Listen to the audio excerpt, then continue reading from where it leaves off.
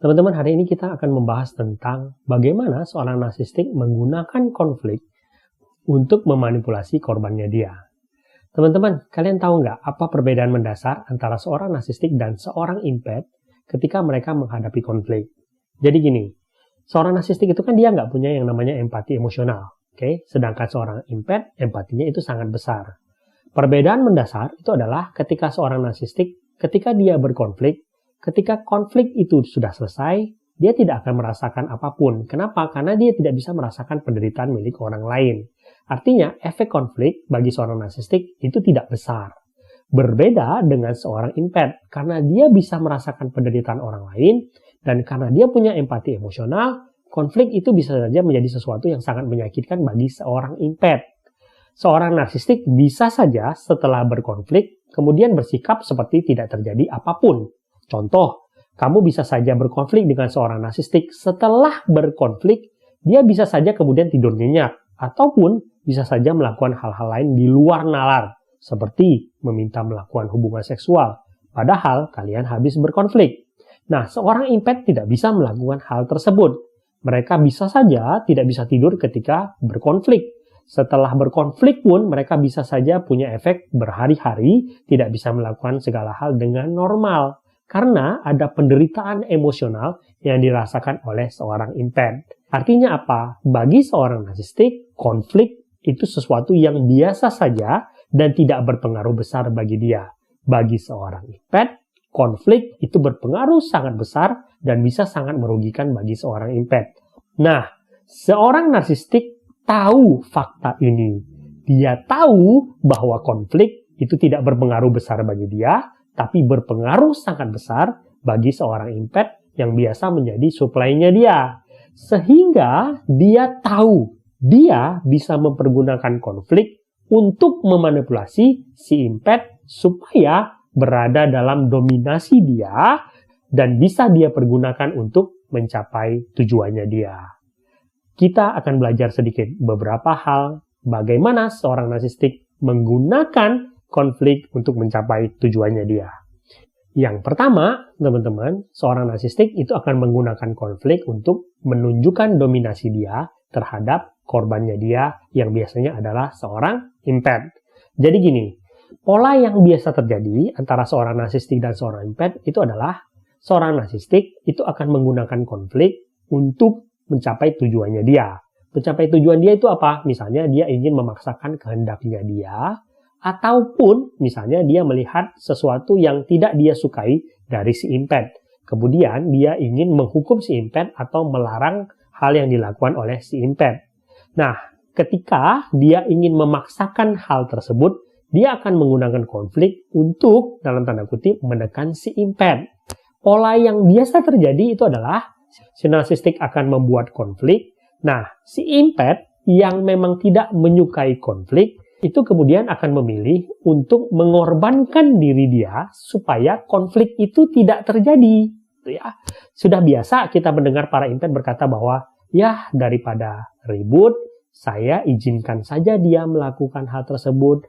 Ya daripada ribut, saya tidak jadi melakukan hal ini. Ya, sebenarnya yang dilakukan oleh si empath itu sesuatu yang salah dalam tanda kutip karena dia bisa saja membiarkan abuse yang dilakukan oleh si NPD. Atau dia membiarkan diri dia dijajah atau disetir oleh si narsistik. Padahal dia tidak melakukan hal yang salah.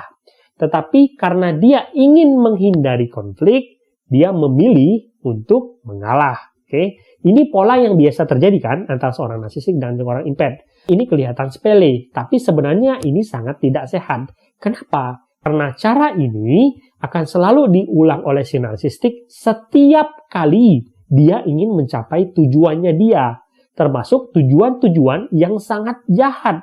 Dan pola ini akan terus terbentuk, berulang-ulang dan menjadi sebuah kebiasaan dan menjadi sebuah aturan yang tidak tertulis.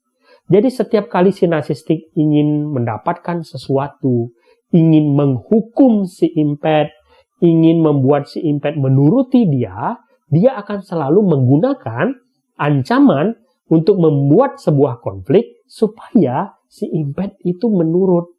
Dan semakin lama aturan ini menjadi semakin baku Dan skalanya itu semakin diperbesar oleh si narsistik. Dan menjadi sebuah kebiasaan yang membuat si narsistik akan sangat mendominasi korbannya si impat. Jadi kalau kalian lihat, si narsistik sangat lihai menggunakan ketakutan si impat akan terjadinya konflik untuk menancapkan dominasinya dia.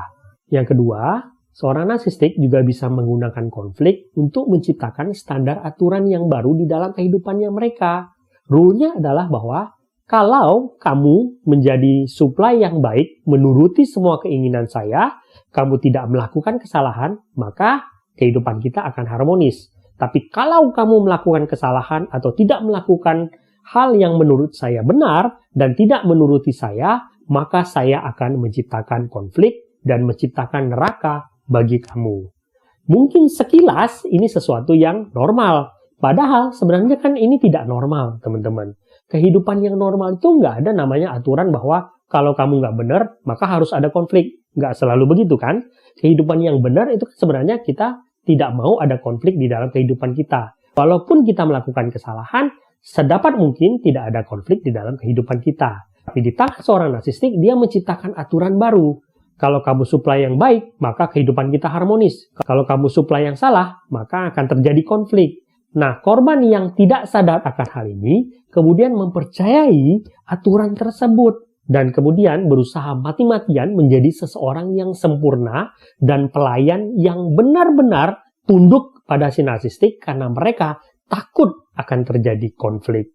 Dan artinya adalah ini hubungan yang tidak setara. Bukan lagi hubungan antara dua orang yang saling melengkapi dan saling melayani, tetapi menjadi hubungan antara majikan dan pelayan. Yang ketiga, konflik itu juga bisa dipergunakan oleh seorang narsistik untuk merasa berkuasa. Jadi gini, kalau kalian ketemu dengan seorang narsistik yang suka berkonflik, kan sebenarnya kalian malas ya dekat-dekat dengan orang tersebut. Dan dalam tanda kutip, bisa saja kalian merasa takut akan orang tersebut. Kalian mungkin akan berkata bahwa jangan macam-macam dengan dia, nanti akan terjadi konflik. Nah, artinya seorang narsistik itu menyebarkan ketakutan di mana-mana. Kalau ada apa-apa, dia akan menyebabkan konflik.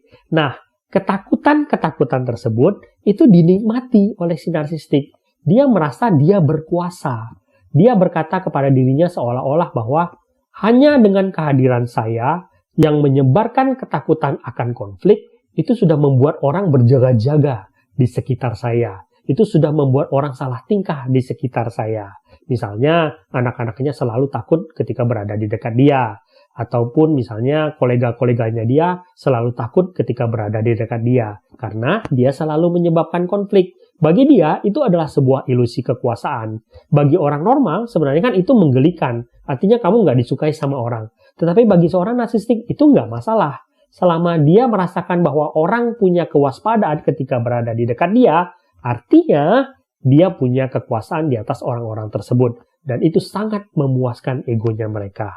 Yang keempat, konflik itu juga biasa dipakai oleh seorang narsistik untuk membuat korbannya itu selalu merasakan ketakutan. Kalau kamu adalah korban dari seorang narsistik, kamu mungkin merasakan bahwa kamu selalu merasa ketakutan di dekat seorang narsistik. Kenapa, teman-teman? Seorang narsistik itu punya kebutuhan untuk membuat korbannya itu tidak tenang. Teman-teman tahu kenapa? Karena seseorang yang tenang itu lebih sulit dikendalikan daripada orang yang tidak tenang. Nah, dia selalu ingin korbannya itu selalu tidak tenang dan khawatir supaya mereka itu lebih mudah dikontrol oleh dia. Itulah kenapa dia selalu berusaha menciptakan teror-teror kepada korbannya supaya korbannya itu bisa selalu berada di dalam kendalinya dia. Kalian mungkin sering mendapati keadaan di mana seorang narsistik itu tiba-tiba saja menciptakan konflik, menciptakan pertengkaran, menciptakan sesuatu yang tidak jelas asal-usulnya dan terjadi tiba-tiba saja. Dan kalian kemudian mendapati kalian berada di dalam sebuah konflik yang benar-benar menguras mental dan energi kalian tanpa kalian sadari. Ini konflik sebenarnya buat apa? Sebenarnya seorang narsistik sengaja melakukan hal tersebut. Dia sengaja menciptakan pertengkaran yang tidak perlu, yang tiba-tiba supaya dia bisa menteror kalian dan membuat kalian tidak tenang. Dan sekali lagi, dia lakukan itu supaya kalian itu lebih mudah dikontrol. Itulah kenapa kalau kalian korban narcissistic abuse, kalian selalu punya mode di mana kalian tuh seolah-olah harus selalu siaga setiap saat. Di dalam keadaan diam dan tenang, kalian selalu merasa ketakutan akan ada terjadi sesuatu hal yang tidak terduga dan menyakitkan kalian. Yang kelima, seorang narsistik itu juga sering menciptakan konflik itu untuk menunjukkan kekuasaan yang dia punya. Ini biasanya di dalam sebuah lingkungan perkumpulan lah, teman-teman. Seorang narsistik itu bisa saja suka menciptakan konflik dengan seseorang, ya, itu untuk menunjukkan kekuasaan atau kekuatannya dia. Itu biasanya teman-teman juga sekaligus demonstrasi lah untuk orang-orang lain yang memperhatikan konfliknya mereka, bahwa dia itu punya kekuasaan, dia itu punya kekuatan. Dan sekaligus menunjukkan kepada mereka bahwa kalau kalian berani macam-macam, kalian akan bernasib sama dengan orang yang dia ajak konflik tersebut. Biasanya konflik tersebut justru dilakukan dengan orang-orang yang paling lemah, supaya dia kelihatan sangat-sangat powerful. Yang keenam, konflik juga bisa dilakukan oleh seorang narsistik untuk menghambat korbannya dia. Artinya adalah ketika misalnya ada sesuatu yang ingin dilakukan oleh korbannya, dan dia tidak suka itu, dia bisa saja menciptakan konflik supaya korbannya tidak bisa melakukan apa yang dia mau. Misalkan, kalau kalian misalnya menikah dengan seorang narsistik, kalian punya kegiatan lain di luar sana, kalian ingin menikmati kehidupan kalian, ya, dan dia nggak suka hal itu. Misalkan kalian ingin berkumpul dengan teman-teman kalian, dan dia nggak suka itu, kemudian dia akan menciptakan konflik dengan kalian secara tiba-tiba, yang sebenarnya tujuannya supaya kalian tidak melakukan hal tersebut. Jadi ketika misalnya kalian ingin berkumpul dengan teman-teman kalian, dia kemudian menciptakan konflik dengan kalian. Dan ketika konflik itu terjadi, itu membuat kalian menjadi kehilangan perasaan senang, membuat kalian bad mood, dan membuat kalian kemudian membatalkan rencana kalian untuk berkumpul dengan teman-teman kalian. Dan si narsistik tahu hal tersebut. Sehingga setiap kali kalian akan melakukan hal-hal yang mungkin menyenangkan diri kalian, dia akan menciptakan konflik-konflik tertentu untuk menghambat kalian untuk melakukan hal tersebut. Mungkin pada awalnya kalian tidak menyadari hal tersebut, tetapi kalau kalian perhatikan lebih detail, ada konflik-konflik yang terus diulang oleh seorang narsistik pada waktu-waktu tertentu ketika kalian akan melakukan hal-hal yang membahagiakan diri kalian. Dan yang terakhir, teman-teman, seorang narsistik itu juga bisa menggunakan konflik itu sebagai pengalih perhatian. Jadi gini, kita tahu seorang narsistik itu kan nggak suka ketika perhatian itu menjadi milik orang lain. Jadi ketika misalnya dia pergi ke sebuah acara atau berada di sebuah acara di mana perhatian itu adalah milik orang lain, dia bisa saja tidak terima akan hal tersebut dan kemudian menciptakan konflik di acara tersebut supaya perhatian itu tetap tertuju kepada dia. Contoh yang paling di luar nalar itu adalah misalkan kalau kalian menikah dengan seorang narsistik, ketika misalnya kalian punya pesta ulang tahun misalnya, ketika semua perhatian tertuju kepada kalian, pasangan narsistik kalian itu justru kemudian menciptakan kekacauan atau konflik yang merugikan kalian dan menghancurkan pestanya kalian.